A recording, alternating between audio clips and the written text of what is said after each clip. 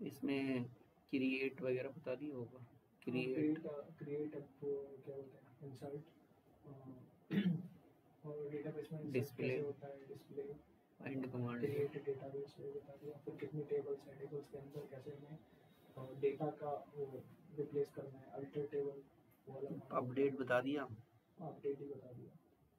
देख लेना क्या कुछ बताया। मेन तो करंट पता होना जरूरी है। करंट मतलब क्रिएट आना चाहिए, अपडेट आना चाहिए, डिलीट आना चाहिए, और सर्च का मतलब तो फाइंड हो गया, फाइंड आना चाहिए। फाइंड कमांड लगेगी, फाइंड बता दिया। फाइंड के बगैर कराया कैसे फिर मैंने? लेकिन ये तो कराया जो मैं कर रहा हूँ, डिलीट है। हाँ तो फाइंड के बगैर तो चलेंगे नहीं ना ये। सर्चिंग तो एक वर्ड है, अगर कुछ ढूंढना भी है तो भी फाइंड ही चलेगा। सर्च नाम की कोई टैब, सर्च नाम की कोई कमांड नहीं है। फाइंड यूज का, फाइंड का मतलब तो वही हो गया ना, ढूंढना। वो वर्ड में सर्च कर रहा हूँ, उसका मतलब भी वही है, ढूंढना। उसे समझने के हिसाब से आपने बोला, लेकिन वो कमांड जो है फाइंड ही है वो, फाइंड वन, फाइंड, कुछ सारी कमांड्स वही है। इसमें डेटाबेस था या कोई करेक्ट किया था, सीधी शो डेटाबेसेस। पहले ढूंढना पड़ेगा ना, क्योंकि कोई भी कमांड चला रही है तो डेटाबेस पे चलेगी। कौन से डेटाबेस पे चलाया था?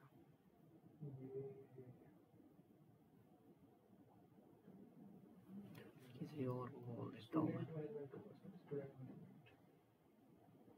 ड्यूकेट 2, ड्यूकेट 3 से तो नहीं चलाया था किसी पे।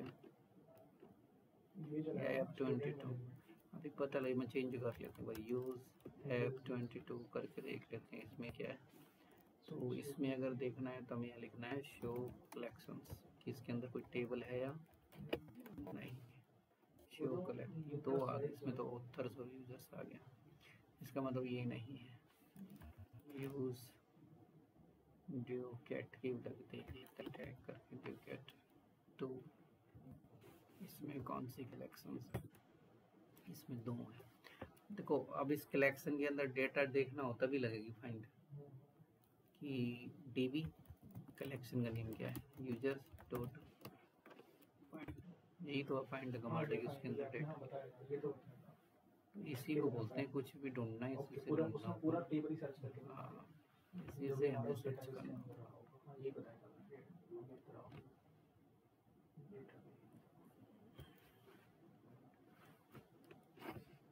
ग्रीन कलर में तो लिखा था या उसका सिंबल ही वैसा है? वो तो इसमें कलर के हिसाब से डाटा ही ग्रीन में ही दिखाता है, सिस्टम में मतलब पैटर्न ही ऐसा सेट किया हुआ है। वो तो कलर यहाँ से चेंज हो जाए, वो तो यहाँ से कलर चेंज कर लो, कलर की कोई दिक्कत नहीं है। तो प्रॉपर्टी में जाके कोई भी कलर कर लो, कलर तो किसी में भी आ जाएगा। तो सेम एसक्यूएल के जैसा ही तो है, मतलब थोड़ा बहुत डिफरेंट है। एसक्यूएल की तरह ही है, बस उसमें स्ट्रक्चर बनता है, इसमें स्ट्रक्चर नहीं बनता है, इसमें डायरेक्ट चला जाता है। उसमें 100 डेटाबेस होता है, 100 टेबल्स होता है, इसमें 100 डेटाबेस है, 100 डीबी है इसमें। उसमें आता है सेलेक्ट कमांड होती है, select star from, select star from users, इसमें फाइंड लगा है।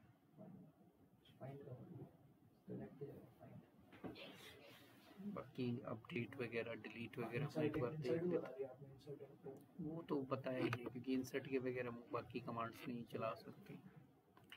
एक बार मैं देख लेता हूँ क्या कुछ।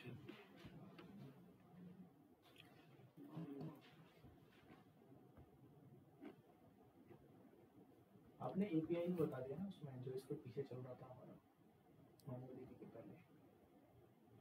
एपीआई तो बनाएंगे वैसे बताया होगा, वो तो वो वाली एपीआई बनाने वाली सारे भी बताएंगे, वो उससे बनेगा एपीआई, नोड.जेएस से, नोड.जेएस बनाएगा, मतलब एक्सप्रेस जेएस, नोड.जेएस, एक्सप्रेस जेएस बनाएगा।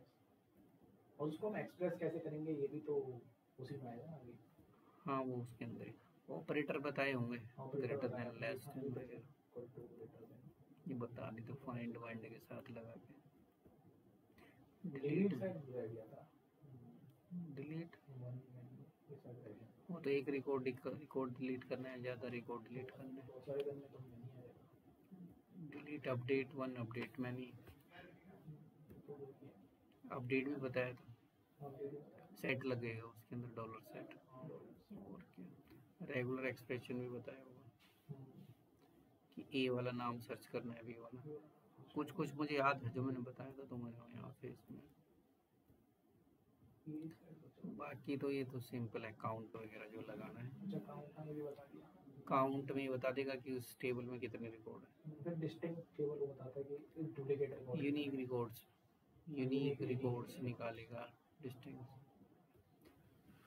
शॉर्ट अल्फाबेटिकली ऑर्डर में करेगा। अगर डेटा मेरे पास है तो अल्फाबेटिकली ऑर्डर में वो अरेंज करेगा। तो इसका मतलब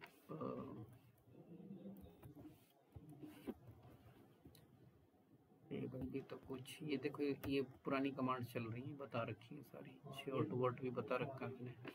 एक स्टूडेंट्स में लगाया था, कौन सी में लगाया था, db dot student less than greater than name as short, सारा बताया हुआ है। अल्फाबेट -1 क्या करता है, 1 असेंडिंग में करेगा, -1 डिसेंडिंग में, मतलब A to Z, Z to A, तो -1 का यही है। और इसमें काम के फंक्शन है नहीं अभी, रीनेम नाम चेंज करने के लिए इसकी ज़रूरत पड़ेगी नहीं कहीं।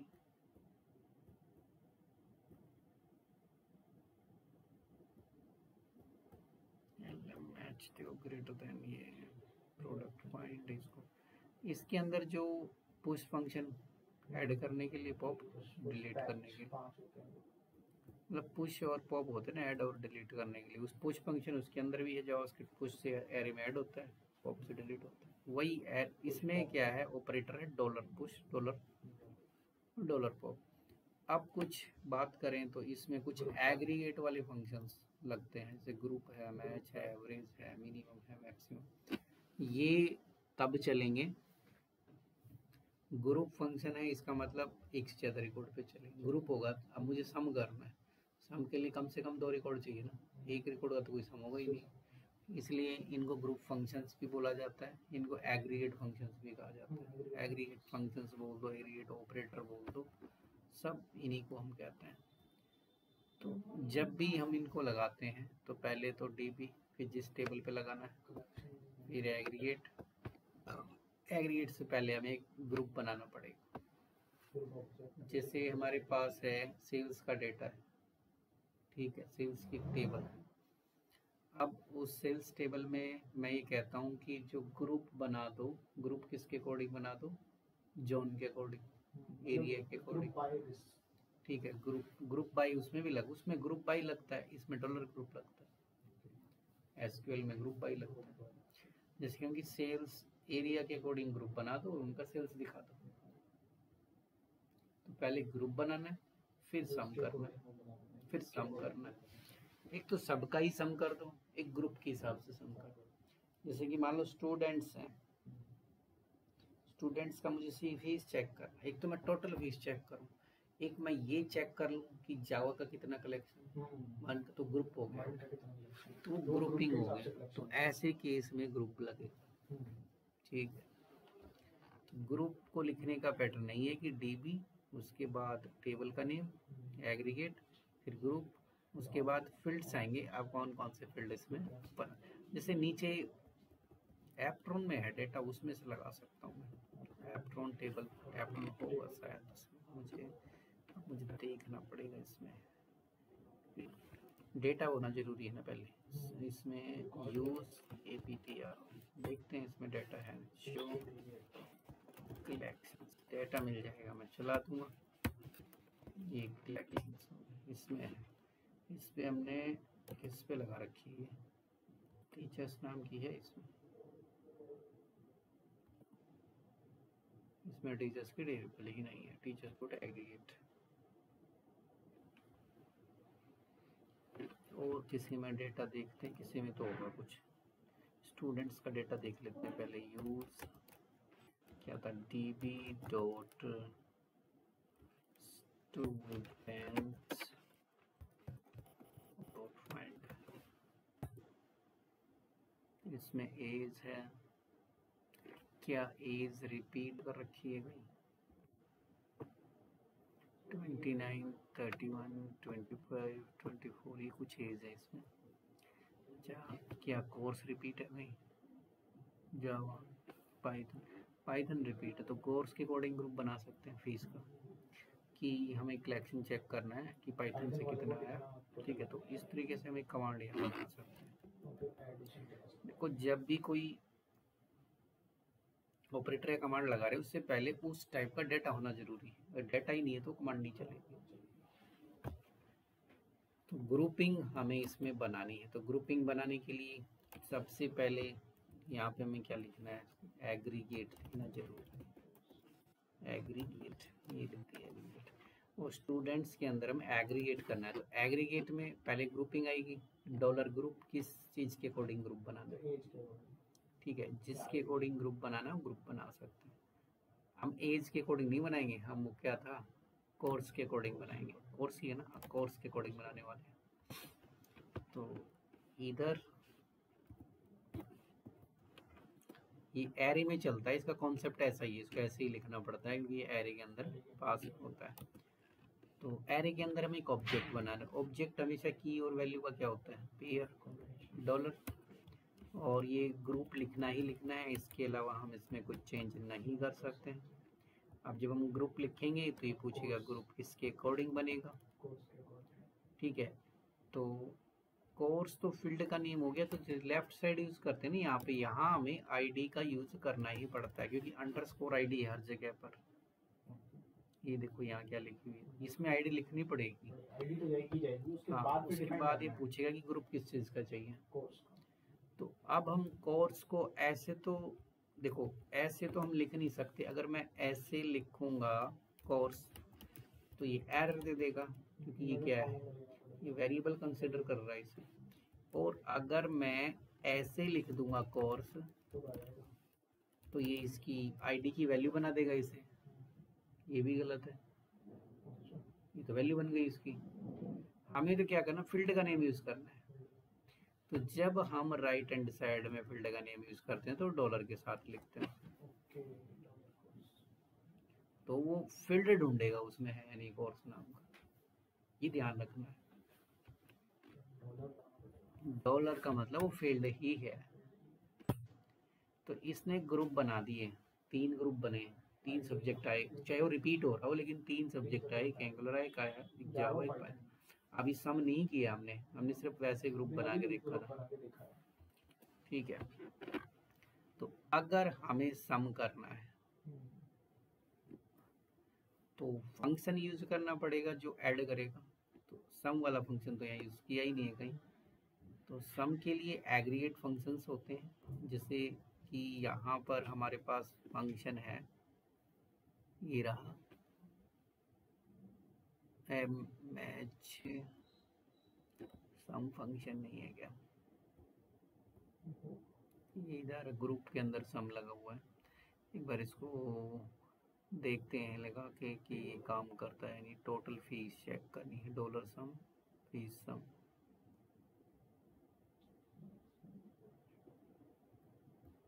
हमने ऊपर जो ग्रुपिंग बनाई ये वाला भी चल जाना चाहिए, लेकिन इसमें मैच भी लगा रखा ना, मैच भी साथ में लगे, ओनली ग्रुप का सम। एक बार मैं पायलट से पूछता हूँ, करिए बताता कभी कोड करते हैं। सम करना है ऑन ग्रुप, ओनली ग्रुप के बेसिस पे।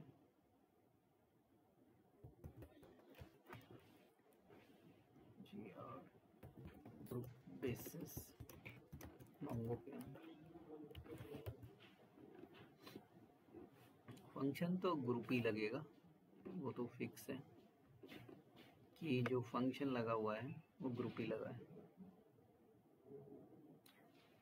ग्रुप लगा दिया और आईडी, अच्छा एक ही लाइन और पास करनी है उसके अंदर, हमें एक फील्ड और डालना पड़ेगा उसके अंदर। ठीक है, टोटल चेक करना है, सम किसका करना है, कहाँ था हमारा कोड। तो इसी के अंदर एक तो ग्रुपिंग बन गई, आईडी के बाद ही लगाया है ना उसने,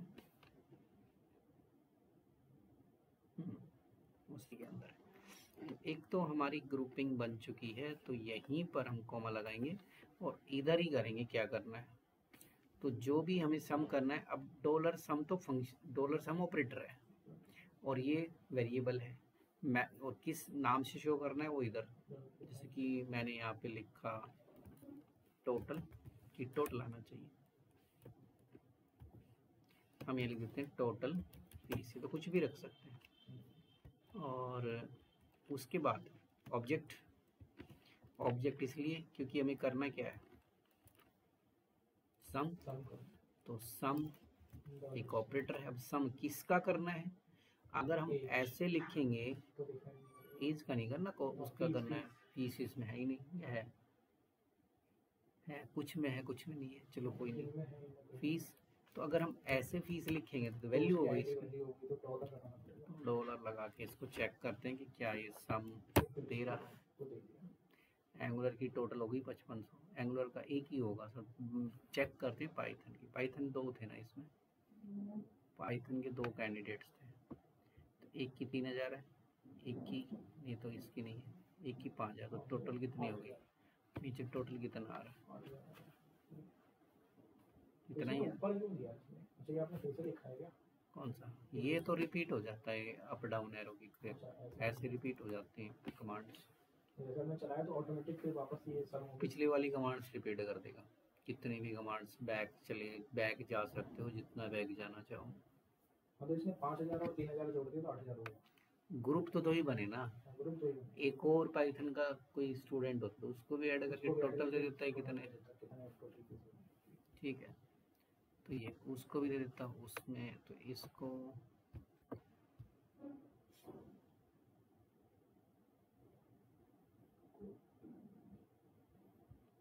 तो हम इस तरीके से ऐड कर सकते हैं, उसमें कोई प्रॉब्लम नहीं, ठीक है, ऐसे ऐड ऑन किया जा सकता है।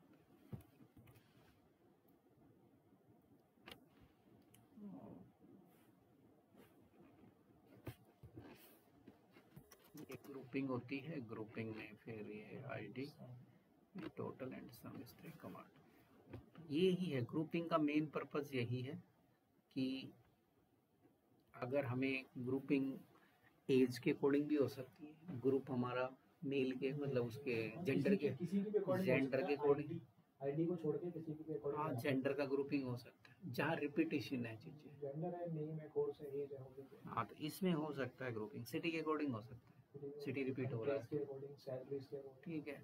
हम ये देख सकते हैं स्टूडेंट को, कौन कौन स्टूडेंट्स पृथ्वी आर से आता है, तो ग्रुप आ जाएगा उसमें, इस तरीके से ग्रुपिंग है। डेटा निकालना क्या है वो इसके जो भी हमें फील्ड है उसके अकॉर्डिंग, आईडी को उसके अकॉर्डिंग वो डेटा को निकाल कर दे देगा।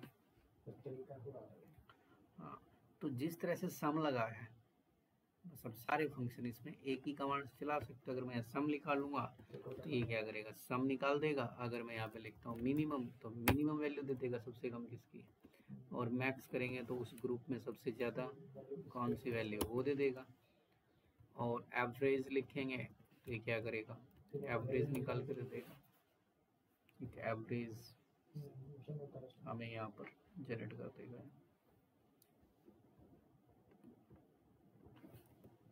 ग्रुपिंग से ज़्यादा कुछ इसमें मिलता नहीं है, इससे ज़्यादा इसमें मैच भी लगा सकते हो चाहो तो साथ में। और जब हम अपना पूरा कोड लगा देते हैं तो उसके बाद वो शॉर्ट वोड तो साथ में यूज कर सकते हो, शॉर्ट फंक्शन जो है, शॉर्ट तो ऊपर भी करती है, तो शॉर्ट करके दे दो इन्हें, तो एंड में शॉर्टिंग भी पास की जा सकती है। कुछ और नीचे भी एग्रीगेट मेथड्स जो है ना उनके एग्जांपल्स दिए हुए हैं यहाँ पर। मिनिमम ये तो मैंने चला ही दिए, मिनिमम मैक्सिमम ये वाले, सम मैक्स मिन ये भी चलाए थे सारे के सारे, एवरेज, ठीक है, कि ऐसे भी चेक कर सकते, ये अब कुछ चला के देख सकते, इसे मैच किया, ठीक है, जिनकी फीस ग्रेटर देन इतनी है उनका ग्रुप बना दो, ठीक है, तो किसी पर्टिकुलर के अकॉर्डिंग, हाँ सेम वही आएगा, और कुछ इसमें ज़्यादा है, बस इतना ही करना है। चलो, तो ये लुकअप वगैरह इसमें यूज़ होगा नहीं, जो डॉलर लुकअप है, क्योंकि हम इसमें मोंगोज का इस्तेमाल करेंगे। मोंगोज, तो मोंगोज के अंदर mongoose dot object dot ID पास हो जाता है इसमें। अब जो मोंगोडीबी हमने जैसे कि किया अभी, तो इसमें इसकी कमियां क्या है, ड्रॉबैक क्या है इसकी? इसमें कोई स्ट्रक्चर नहीं है, पहले तो यही आ गया, इसमें कोई भी स्ट्रक्चर फॉलो नहीं करता, ठीक है।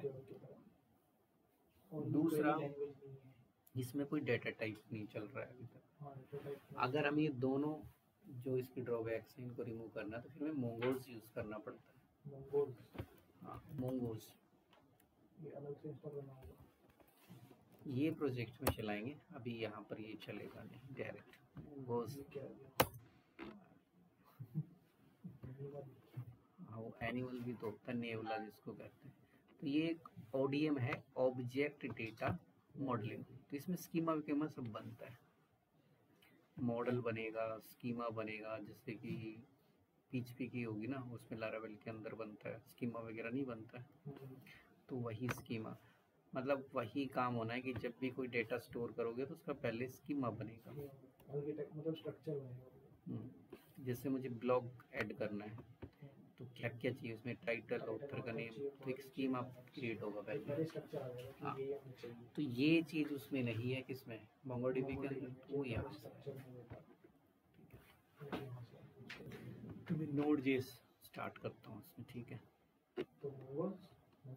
मोंगोज एक्सप्रेस के अंदर, उसके अंदर चलेगा, डायरेक्ट नहीं चलेगा मोंगोज, ठीक है। मोंगोडीबी तो चल जाता है डायरेक्ट, वो नहीं चलता।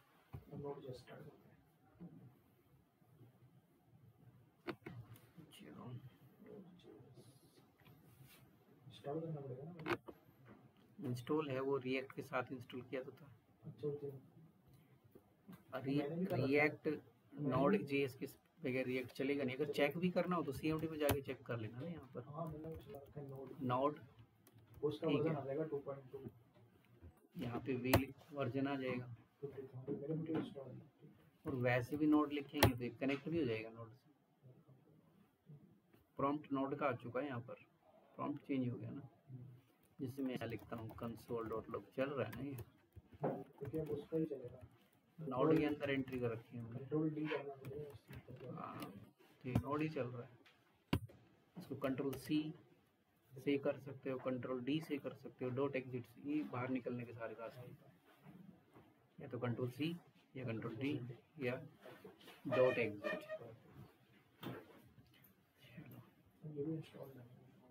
ये तो इंस्टॉल है, क्योंकि रिएक्ट इसके बगैर चलता ही नहीं है, तो सबसे पहले यही इंस्टॉल करना होता है। अब मैं यहाँ पर एक फाइल बना लेता हूँ नोड की, ठीक है, नोड की फाइल बना ली।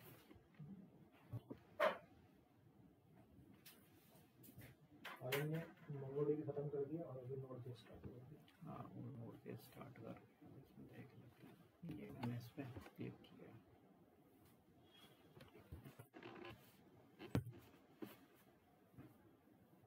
तो Node.js JavaScript run time environment है, ये ध्यान, लैंग्वेज नहीं है कोई। जावास्क्रिप्ट का C++ के अंदर जावास्क्रिप्ट के कोड को ऐड किया गया, तो उसको बैकएंड के अंदर चला गया, किसको चला दिया, जावास्क्रिप्ट।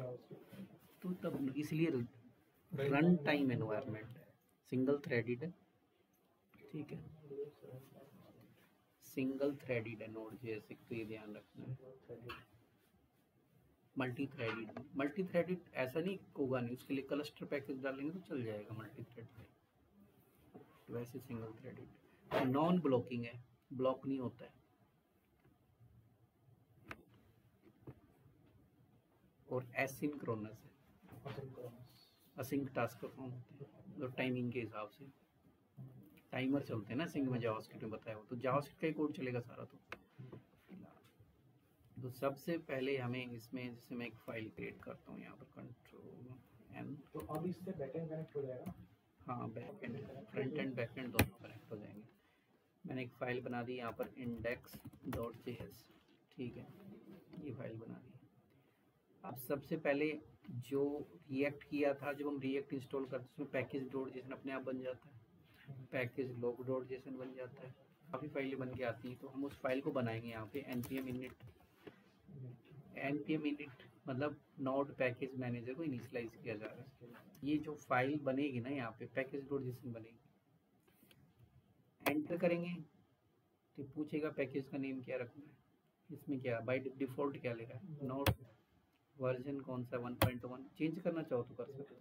ठीक है, पूछता जाएगा एंट्री पॉइंट कौन सी फाइल होगी, इंडेक्स डॉट जेएस भी हो सकती है, सर्वर डॉट जो भी बना रखी है, चेंज करनी है तो गिट से कनेक्ट करना है।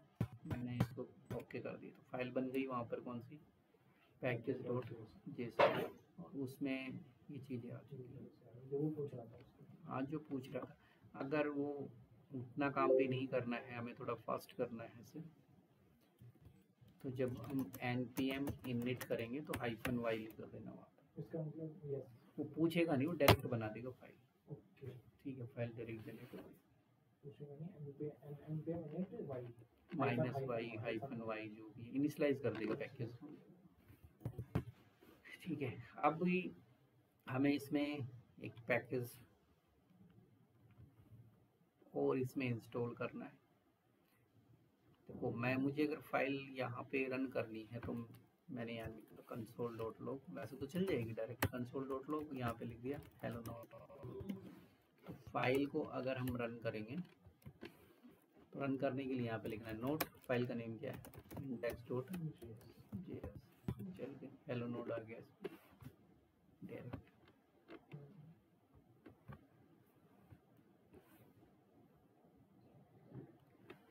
बट जैसे ही फाइल चली सर्वर बंद हो गया, टर्मिनेट हो गया ना, दोबारा से क्या आ गया, कमांड प्रॉम्प्ट आ गया फिर से, तो सर्वर कॉन्टिन्यूसली चलता रहे। ठीक है, इस चीज़ के लिए हम क्या करते हैं, इसमें एक पैकेज इंस्टॉल करते हैं नोड मून।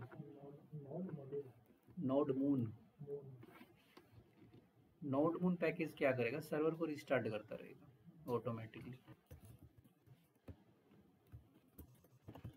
ये पैकेज है node moon,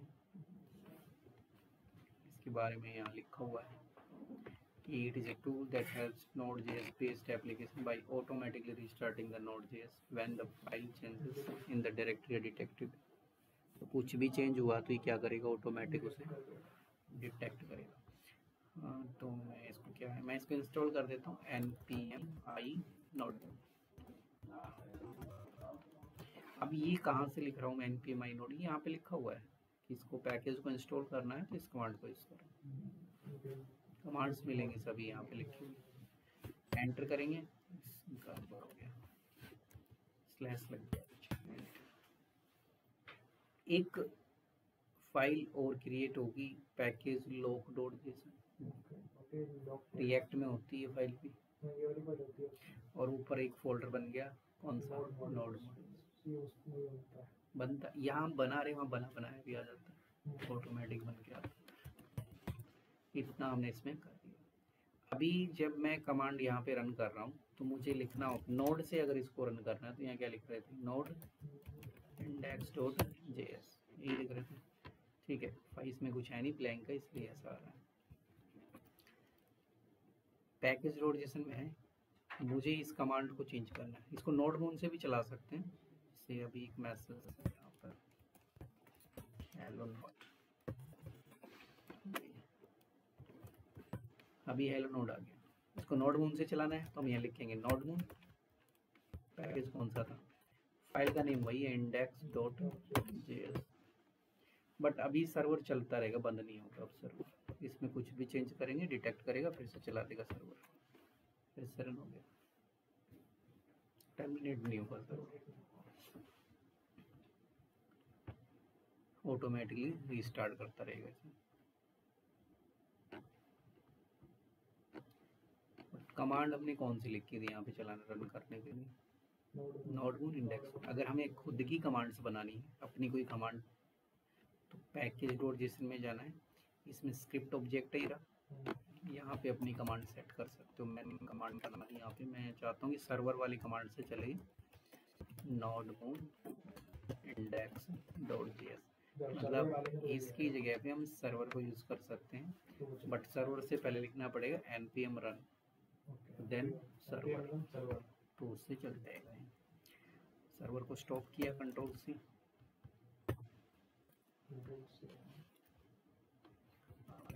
npm run server, तो हमारा सर्वर इसी कमांड से चल जाएगा। मतलब वो कमांड हमने उसके वेरिएबल के अंदर डाल दी। हाँ, वेरिएबल के अंदर स्टोर करके रन कर दिया मैंने डायरेक्ट। और फिर उसको यूज कर लिया, तो चल गया। चलो अब सर्वर बनाते। सर्वर अभी तक बनाया नहीं है मैंने, ये सिर्फ एक कंसोल मैसेज है। तो नोड मॉड्यूल्स के अंदर क्या मतलब, नोड के अंदर मॉड्यूल्स बने होते हैं, एक इनबिल्ट मॉड्यूल्स। तो पहले से बने बनाए मॉड्यूल्स हैं, जिनमें से एक मॉड्यूल है HTTP। HTTP की नाम का एक मॉड्यूल है।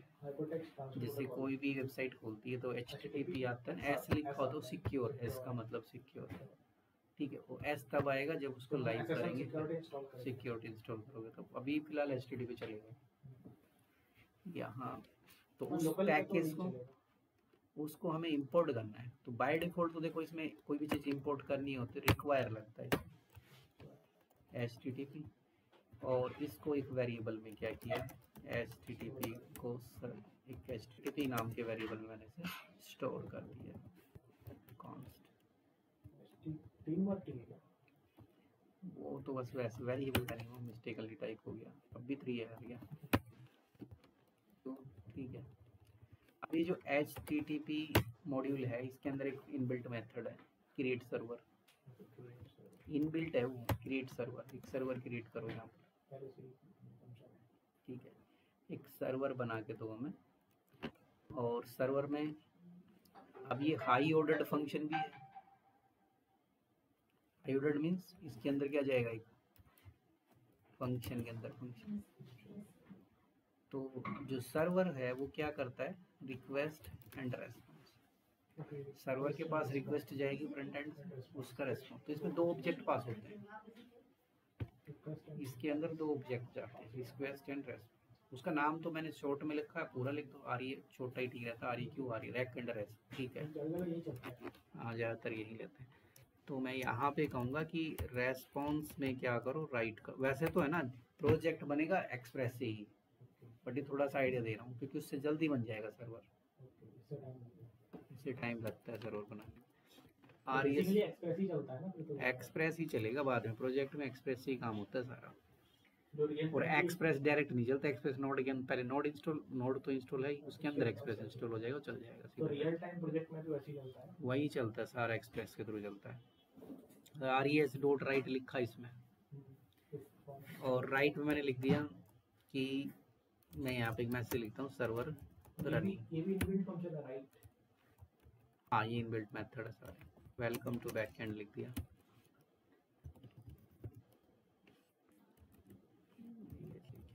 वेलकम टू बैकएंड, एक मैसेज लिख दिया। अब इस रेस्पॉन्स का एंड करना जरूरी है, नहीं तो घूमता रहेगा वहाँ पर, लूप चलेगा, वो घूमता रहेगा ऐसे लूप की तरह रेस्पॉन्स। ये एंड फंक्शन लगा दिया। अब इसको पोर्ट नंबर भी देना है, किस पोर्ट पे चलाना है। तो मैंने यहीं पर HTTP.listen लगा दिया इसमें। इसके अंदर ही लगेगा क्या बाहर लगेगा, इसके अंदर तो शो नहीं कर रहा, मेरे ख्याल से यहीं लगना चाहिए .listen, इसी में लगेगा .listen, ठीक है। तो .listen में एक मैसेज दिया, इसमें 2 चीज़ें जाएंगी .listen में, एक तो पोर्ट नंबर जाएगा, तो मैंने पोर्ट नंबर इसको दे दिया है यहाँ पर 8000 कर दिया, चलो 8000। और एक कॉल बैक फंक्शन जो कि एक मैसेज बता देगा कि ये चल रहा है नहीं, मैंने यहाँ पर दिया सर्वर इज रनिंग, ठीक है, ये मैसेज आएगा। अब नीचे रन करते हैं। रन करने के लिए वैसे तो आ ही चुका है मैसेज, सर्वर इज रनिंग, ये मैसेज आ रहा है। देखो मैं यहाँ पे अगर डॉट करता हूँ, ये अपडेट हो रहा है मैसेज, वो ऑटोमेटिक रिस्टार्ट कर रहा है ना वो नोड मून। तो जैसे ही, और इसका अगर हमें आउटपुट देखना है तो ये कितने पोर्ट नंबर पे चला है, 800 लोकल होस्ट, तो 5173 आ गया, 8000 ये चल गया। वेलकम टू बैकएंड, ठीक है, ये वेलकम टू बैकएंड, ऐसे चल गया सर्वर हमारा। सर्वर से रनिंग ये नहीं आ रहा, वो तो यहाँ आता है नीचे, वो कंसोल, ये वाला चीज़ तो कंसोल में आता है, ये आएगा वहाँ पे रेस्पॉन्स में, ब्राउजर पे तो ये जाएगा। ये सर्वर बनाने का हो गया हमारा कि सर्वर बेसिकली बनता कैसे। बट यहाँ पे हमने जो इंपोर्ट का मतलब जो फाइल ऊपर जो पैकेज लेके आए हैं कौन सी कमांड से लेके आए हैं, रिक्वायर। ये पैकेज हमारा इंपोर्ट कमांड से भी आ जाता है। इंपोर्ट इजी रहता है लेके आने में। तो मैंने यहाँ पर लेकिन इंपोर्ट के लिए कुछ चेंजेस करने होते हैं। कॉमन जेएस की जगह यहाँ पे लिखना है मॉड्यूल। इसका मतलब मॉडर्न जावास्क्रिप्ट यूज की जा सकती है। अगर मॉड्यूल लगा दिया तो फिर हम उसमें रिक्वायर यूज नहीं कर सकते। मतलब एक ही यूज होगा, चाहे उसको चला दो चाहे।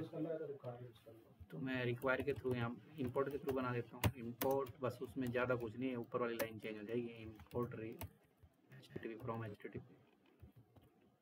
ये थोड़ा सिंटैक्स फैमिलियर हो जाएगा, रिएक्ट में ऐसे ही आता है, थोड़ा दिक्कत नहीं होगी। रिक्वायर थोड़ा चेंज टाइप का हो गया है। बाकी कोड सेम रहेगा, चाहे मैं इसको कॉपी पेस्ट करके चलाऊँ तब भी चल जाएगा। बस एक ही लाइन चेंज है इंपोर्ट वाले, बाकी कोड सेम है, वो चल जाएगा प्रोजेक्ट।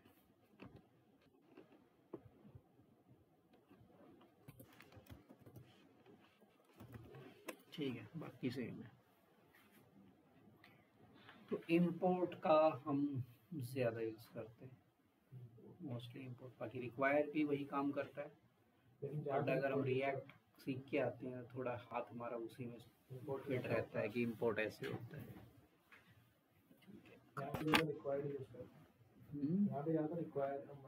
कहाँ पर? नहीं, वो पुराना है, पुरानी जावास्क्रिप्ट का मेथड है रिक्वायर, और इंपोर्ट नहीं होता मॉडर्न जेएस। ऐसे किसी को भी चला सकते हो, चला देगा कोड। ठीक है।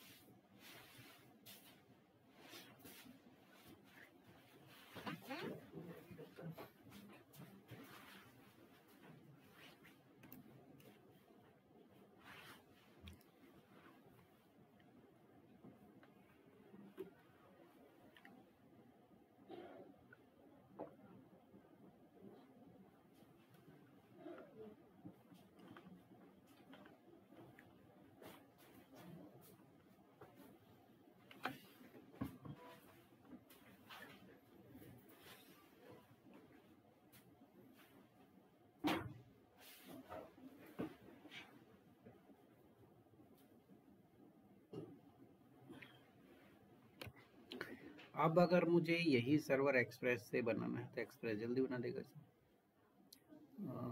एक तो मैं इसको स्टॉप कर लेता हूँ सर्वर बंद करने के लिए कंट्रोल से, तो हमें एक्सप्रेस करना होगा इंस्टॉल npmi एक्सप्रेस इंस्टॉल होगा पहले। तो जब एक्सप्रेस इंस्टॉल हुआ है या नहीं वो पैकेज डॉट जेसन में चेक करना है। जो भी नया पैकेज हम इंस्टॉल करेंगे वो डिपेंडेंसीज में मिलेगा। तो हमने एक पैकेज इंस्टॉल किया एक्सप्रेस, थोड़ी देर पहले कौन सा किया था, नोड। तो जितने भी पैकेज होंगे उनकी डिटेल कहाँ दिखाई देगी, डिपेंडेंसीज में।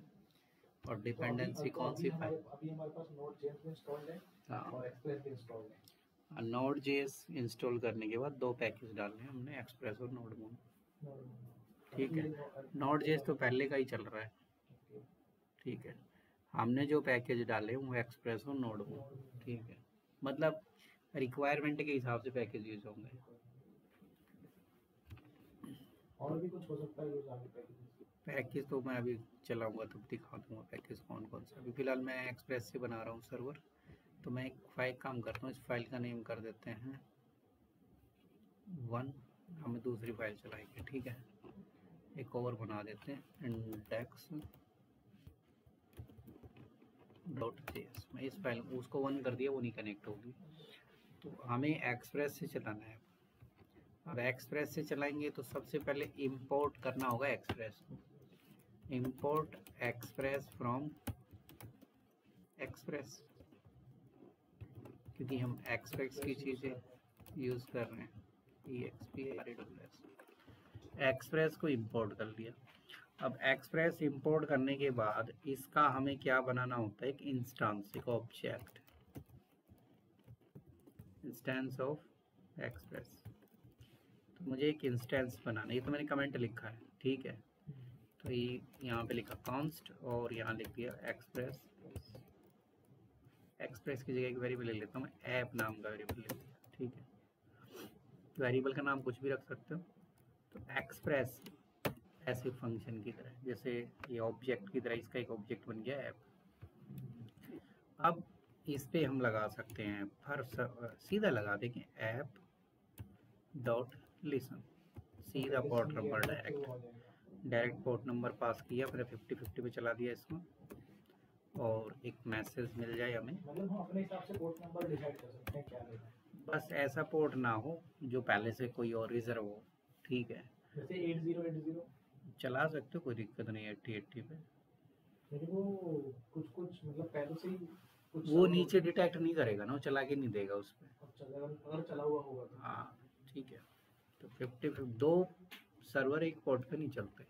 ठीक है, ये ध्यान रखना। आप जैसे रिएक्ट चल रहा है, रिएक्ट 3000 पे चल रहा है, तो ये भी 3 पे नहीं चलेगा। या वो 5173 पे चलता है अगर चल रहा है पहले से सर्वर, ऑलरेडी चल रहा है तो तब नहीं चलेगा। ऑन द टाइम चलना चाहिए तो नहीं चलेगा। दो सर्वर एक टाइम पे काम नहीं कर सकते। फिलहाल के लिए चल सकता है। हाँ, फिलहाल के लिए चल सकता है। ठीक है, किसी के लिए रिजर्व किया हुआ है तो वो नीचे एरर देगा कि अपने आप ही कि ये सर्वर पहले से चल रहा है, ये नहीं चलाएगा इसे। क्या था, मैसेज डालना था, तो मैंने मैसेज टाइप कर दिया कि सर्वर इज रनिंग। अब इसको रन कर लेते हैं। तो रन के लिए हमें लिखना है, क्या था, नोडमून नहीं, npm रन सर्वर बना दिया था ना। तो ये आ गया मैसेज। अब देखो उसमें जो सर्वर बनाया और इसमें सर्वर बनाया, उसका कोड लंबा था सर्वर बनाने का, http क्रिएट सर्वर लगा मेथड, इसमें खाली लिसन लगाया बन गया। ठीक है, लिसन लगाया और ये हमारा बनकर रेडी हो गया। अब इस पोर्ट नंबर को सेव कर सकते हो कहीं पर। ठीक है, अब इस पोर्ट नंबर को जो रखा जाता है, मतलब जितने भी वेरिएबल्स होते हैं सिक्योर वेरिएबल्स को एनवायरनमेंट वेरिएबल्स में रखते हैं, तो इसके लिए पैकेज इंस्टॉल करना पड़ेगा। तो मैं ये सर्वर चल ही रहा है, एक प्लस करते हैं यहाँ पर और खोल देते हैं। यहाँ पर एक एनवायरनमेंट वेरिएबल पैकेज, उसका नाम है .env। ये एक पैकेज है, DOT है, डॉट वाला डॉट नहीं है, DOT, ये ध्यान रखना है। तो ये .env, और इसने बताया हुआ है कि .env 0 डिपेंडेंसी मॉड्यूल है, तो एनवायरनमेंट वेरिएबल्स को लोड करने के लिए यूज़ किया जाता है। अगर हमने एनवायरनमेंट और हमें एक फाइल बनानी पड़ेगी अलग से .env नाम से, तो उसके अंदर जो भी चीज़ें होंगी उनको हम अगर निकालेंगे एनवायरनमेंट वेरिएबल से कुछ भी निकालेंगे उस फाइल से तो प्रोसेस डॉट एनवी लगेगा ही लगेगा। वो यहाँ दी हुई हैं वो चीज़ें, ये रहा, ठीक है। तो हम इस पहले तो उसको इंस्टॉल कर लो मैं, npm-i-dot-env, ठीक है, ये मैंने लिख दिया, ये कॉपी पेस्ट कर ले की बात है। तो ये हमारा यहाँ ऐड हो चुका है dot env, package dot JSON में डॉट env फाइल आ चुकी है,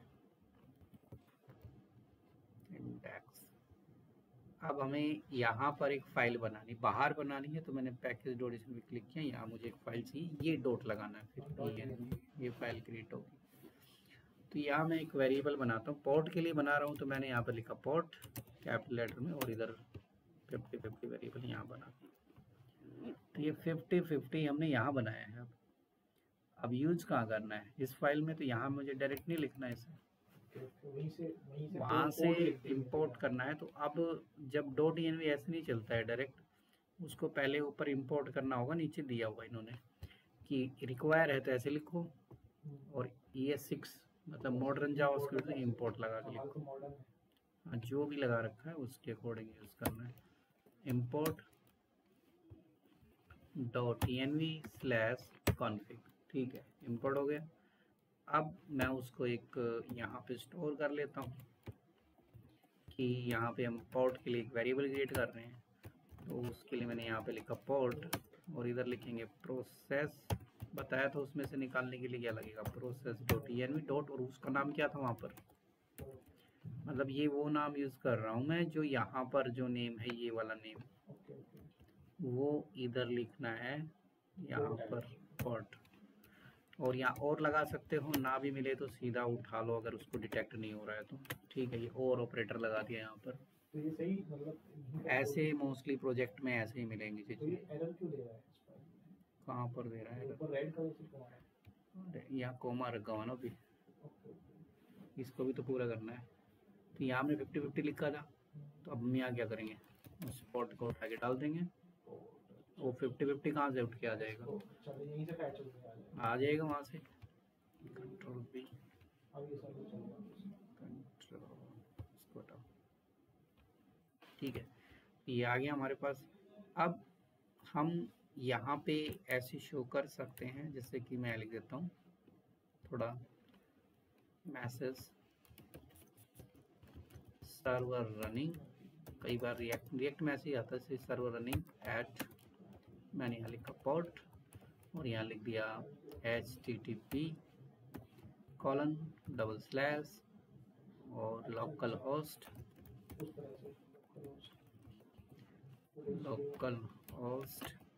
के बाद कॉलन, और यहाँ से उस वेरिएबल को उठा लिया .com।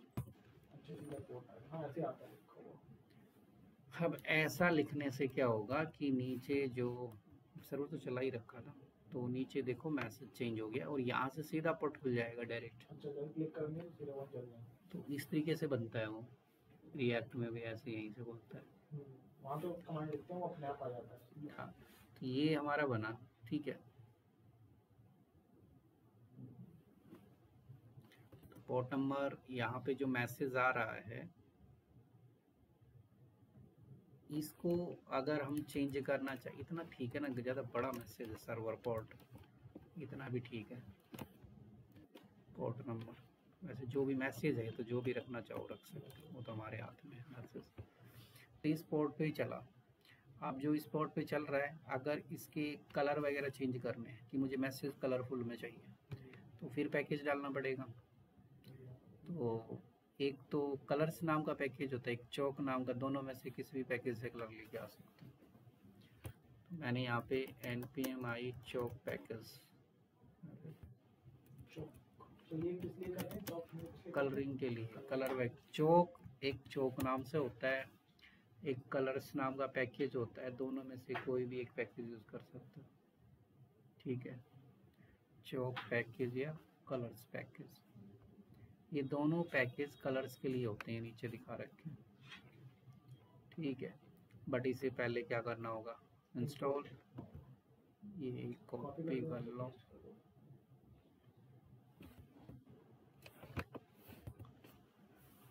मतलब हर चीज के लिए पैकेज होता है इसमें, पैकेज से होगा सारा काम, पैकेज लगाना होगा, काम होता जाएगा। पैकेज की डॉक्यूमेंटेशन पढ़ो, उसको यूज़ करते जाओ। नई चीज करनी है पैकेज आ जाता है। अब उस पैकेज को हमें यूज़ करना है तो नीचे उसका सिंटेक्स दिया होगा यूज़ करने का। पहले तो वो यही बोलेगा इसको इंस्टॉल करो, फिर नीचे ये कह रहा है यूज़ करना है तो इसे इम्पोर्ट करना पड़ेगा। जहाँ पर भी इसे यूज़ करना है वहाँ इम्पोर्ट करना होगा। तो मुझे यही करी थी फाइल में। अगर मुझे पैकेज इंपोर्ट करना है, मतलब यूज़ करना है, तो मैं यहाँ लिखूँगा इम्पोर्ट चॉक फ्रॉम चॉक। ये तो पैकेज मैंने यहाँ से उठा लिया, ये पैकेज हो गया। अब इस पैकेज में हम कलर्स यूज़ कर लेते हैं। यहाँ पे मैंने लिखा चॉक डॉट, ये कलर्स आ जाएंगे सारे, कोई भी कलर लगाना होगा, बीजी ग्रीन, रेड, ब्लैक, बहुत सारे। मैं सिर्फ इसमें येलो नहीं है ना, उसमें येलो भी चला देता हूँ, येलो। और ये ब्रैकेट यहाँ से स्टार्ट की, मतलब अब ये यहाँ कलर आएगा, अब वो मैसेज आएगा, वो येलो कलर में आएगा मैसेज। मैसेज आ गया इधर, ठीक है। कोई भी कलर उठा सकते हो वहाँ से। तो येलो में आ रहा था, वाइट में आ रहा थी, ऊपर चल तो रहा है। अच्छा वो कोई भी कलर लगा लो, वो तो मैजेंटा लगा लो, जो भी कलर होगा वो ऊपर लगा सकते हो, चेंज हो जाएगा नीचे। वो हम अपने हिसाब से कलर यूज कर सकते हैं। ये तो सर्वर का कलर चेंज करने के लिए है, मतलब हाँ, मैसेजेस जो आते हैं रिएक्ट में भी तो आते हैं मैसेज, तो सर्वर ऐसे ही बनते हैं वहाँ पर। और उसमें तो कलर अलग तरह से लगाते हैं ना, उसमें तो किसमें? वो तो बना बनाया है ना उसका सर्वर, तो उसमें कहाँ कलर लगाते हैं हम, सर्वर में थोड़ा ना लगाते हैं हम कलर। सर्वर में जो आपने फॉर्म बनाया था वहाँ पे आपने पहले इंस्टॉल, वो अलग चीज़ है ना, बात सर्वर की हो रही है, वो तो फ्रंट एंड का पार्ट हो गया। फ्रंट एंड थोड़े ना, सर्वर कैसे बनता है, ये एक सर्वर बनाने का कोड की सर्वर कैसे बनेगा। तो कलर वगैरह हमने इसमें, अब इसमें एपीआई की अगर हम बात करते हैं तो यहाँ पर जो एपीआई जो हम टेस्ट करते हैं, एपीआई की अगर टेस्टिंग करेंगे तो इसमें गेट एपीआई होता है, ऐप डॉट गेट मेथड। तो गेट मेथड जो भी मेथड होगा, चाहे वो गेट का एपीआई हो, चाहे पोस्ट एपीआई हो, चाहे पुट एपीआई हो, कौन सा है, चाहे पैच एपीआई हो, चाहे डिलीट एपीआई हो, तो इसमें दो चीज़ें पास होती हैं इस एपीआई। ये जो फंक्शन है इसमें सारे फंक्शन है, गेट नाम से फंक्शन है, पुट नाम से भी फंक्शन है, पैच नाम से भी फंक्शन है, डिलीट नाम से भी फंक्शन है। लेकिन वो हम किसके साथ लगाएंगे, ऐप डॉट गेट, मुझे गेट करना है। ब्राउज़र सिर्फ एक ही मेथड चलाता है, कौन सा, गेट। गेट मेथड ही ब्राउज़र चलाता है, ठीक है। जैसे मैं यहाँ लिखता हूँ ऐप डॉट गेट, यहाँ पे क्या नाम रखना चाहते हो, मैंने स्लैश रखा है, स्लैश का मतलब, और इधर क्या मैसेज, इधर वही आएगा रिक्वेस्ट। अब ध्यान आ गया, वो चीज़ वहाँ पर भी चलाई थी, यहाँ पर भी लगेगी, रिक्वेस्ट रेस्पॉन्स। तो रेस्पॉन्स डॉट सेंड, तो रेस्पॉन्स के अंदर एक फंक्शन होता है सेंड, मैसेज सेंड कर दो एक, कि मैंने लिख दिया यहाँ पर गेट एपीआई वर्किंग,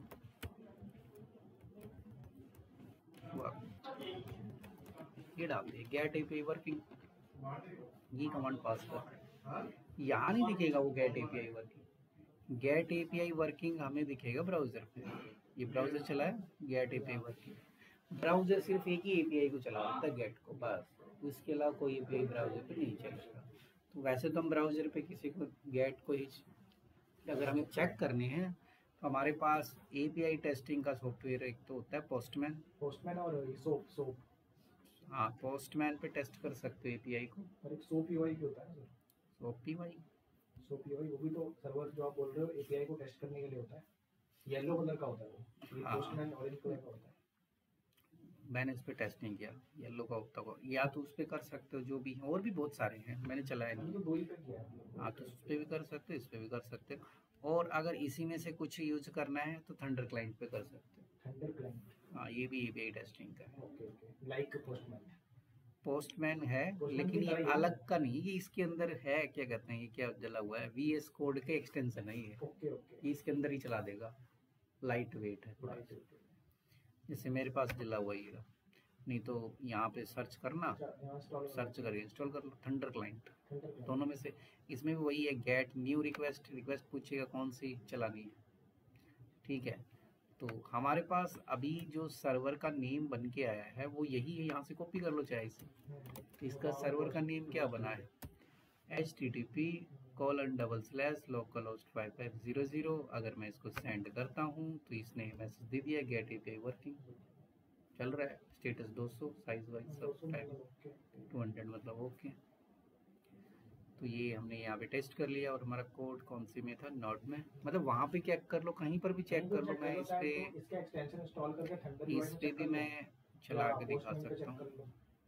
इस पर तो मैंने भी कर रखा है, इस पे भी और सॉफ्ट पे इसको कट किया,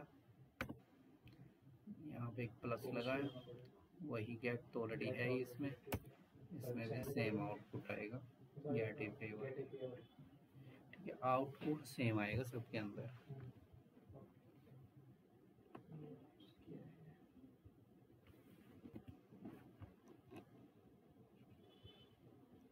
पोस्ट चलाना है तो यहाँ पे हम लिख देंगे, जैसे कि ये पेज की बात करें तो ये हमारा गेट एपीआई था, अभी ये गर्म ही चलाना है पोस्ट, तो यहाँ पे हम लिखेंगे ऐप डॉट पोस्ट, और इधर हम लिख देंगे कौन सा, अब ये वहाँ नहीं चलेगा ये एपीआई, जैसे पोस्ट एपीआई के लिए हमने यहाँ पे ऐड करने के लिए यूज होता है पोस्ट जाता है, ये तो मैंने राउट का नाम बना दिया, और इधर रिक्वेस्ट हमारा रेस्पॉन्स,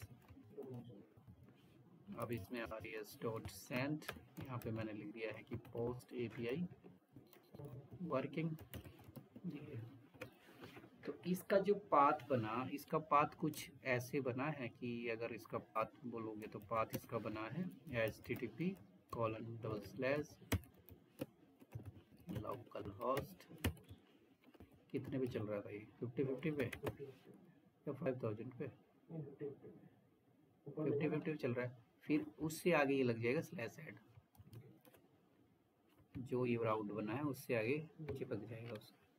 तो अगर मैं इसको हिट करता हूँ, न्यू रिक्वेस्ट ली यहाँ पर, और यहाँ से मुझे पोस्ट ही लेना है, नहीं तो ये 404 की एरर देगा पोस्ट एपीआई वर्किंग।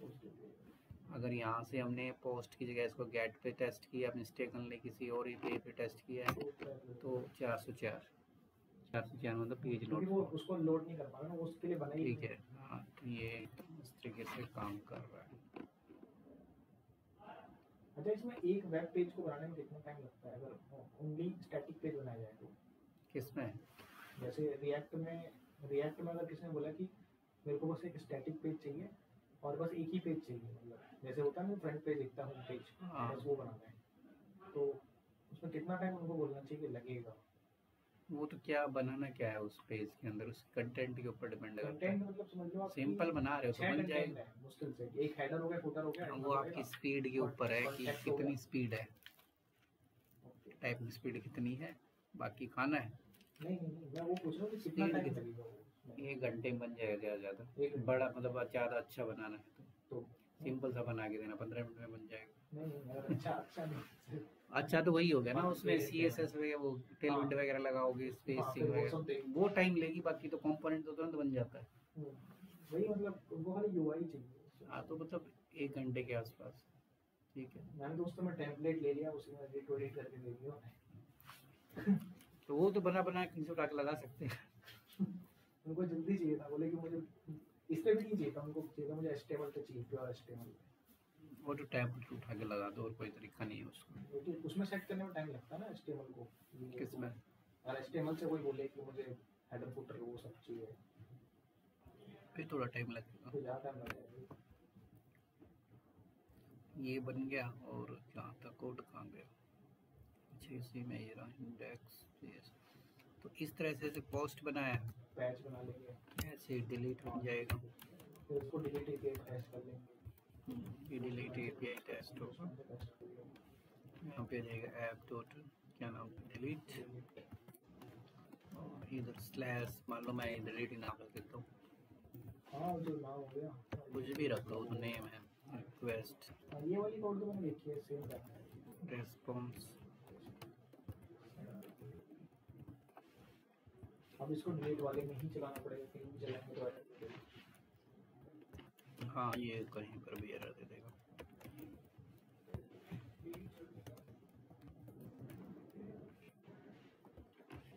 इसने दे दिया। ऐसे पुट होता है, सारे टेस्ट होते हैं इसमें। API जो टेस्टिंग होती है वो इसी तरीके से होती है, बट अभी ये डेटाबेस से कनेक्ट नहीं है। पर टेस्ट करने की जरूरत क्यों पड़ती है? उसका मुझे कुछ लॉजिक समझ नहीं आता, क्योंकि वो तो सही बोलता है जितने भी टेस्ट करते हैं स्टेप में। ये कौन कह रहा है सही बोलता है?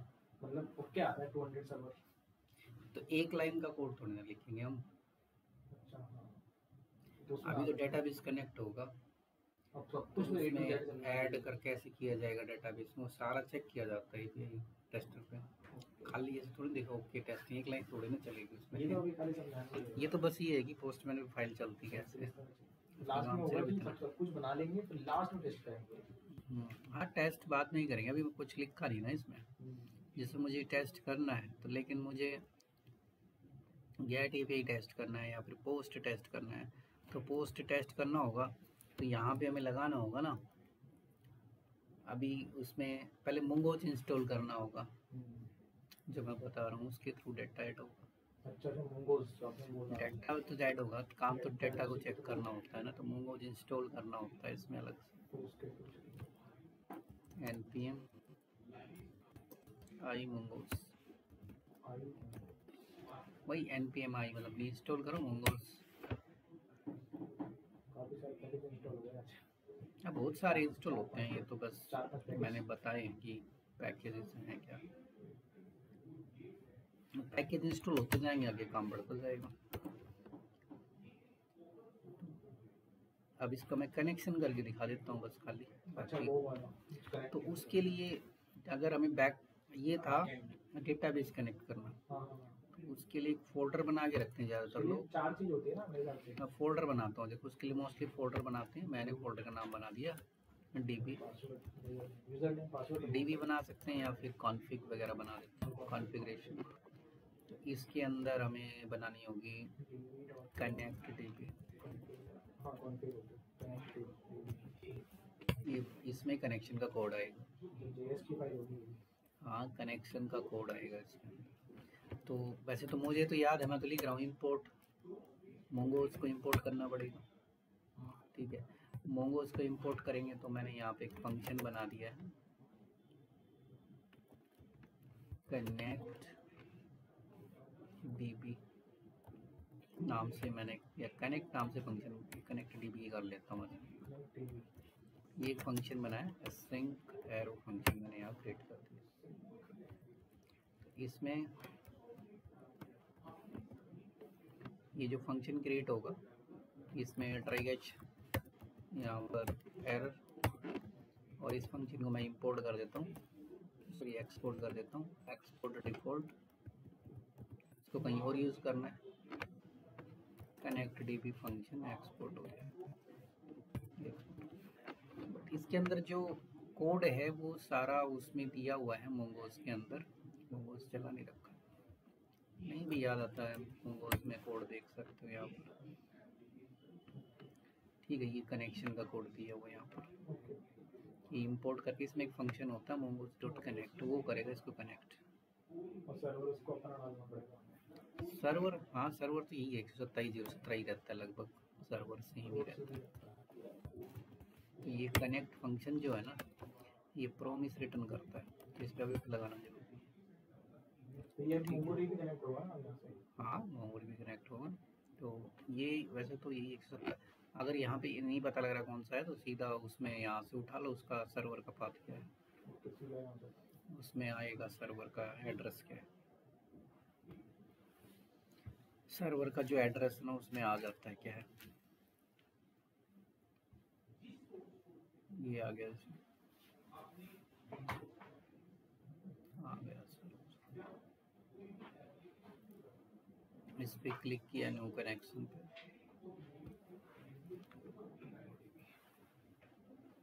अच्छा यहाँ कनेक्शन मांगा। हाँ ये तो मेरे को भी आ रहा है इस तरह से। अपने यही वाला सर्वर डाल दिया। इसको उठा के डाल दो बस, उसमें हो जाएगा कनेक्ट। ये पहले से ही था उसके अंदर? पहले से ही होता है उसमें, ये पूरा डालना है। और यहाँ नहीं रखना होता है मोस्टली, उस ENV में रखना होता है।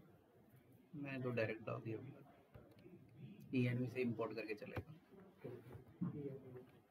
या कोई भी फाइल मतलब डेटाबेस का नाम जो रखना चाहते हो कुछ भी रख सकते। मैं तो वैसे डाल रहा हूँ डमी बस खाली।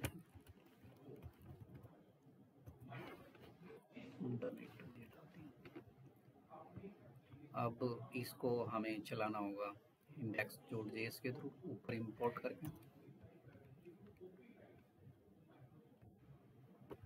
यहाँ पर कनेक्शन मैं लिख देता हूँ DB डेटाबेस कनेक्शन, डेटाबेस का कनेक्शन। और इसमें फंक्शन का नाम है कनेक्ट DB। ये रहा, आया कहीं कैपिटल लेटर लिख दिया हो तो। अब आगे ऊपर कॉल हो गया वही फंक्शन, यहाँ लगाना है .js। ये इंपोर्ट हो गया ना अपने आप वहाँ से। हाँ तो जब इंपोर्ट हो गया, अच्छा उसमें कोई मैसेज तो लिखा ही नहीं, पता कैसे लगेगा सर्वर कनेक्ट हो गया। तो मैं यहाँ पर एक मैसेज लिख देता हूँ CSG DB सर्वर कनेक्टेड, इतना ही डाल देता हूँ। आ गया। इसमें भी कलर देना है, फिर ऊपर कलर पैकेज डालना पड़ेगा, इसका कलर अलग दिखाना है। ठीक है, इतना करना है।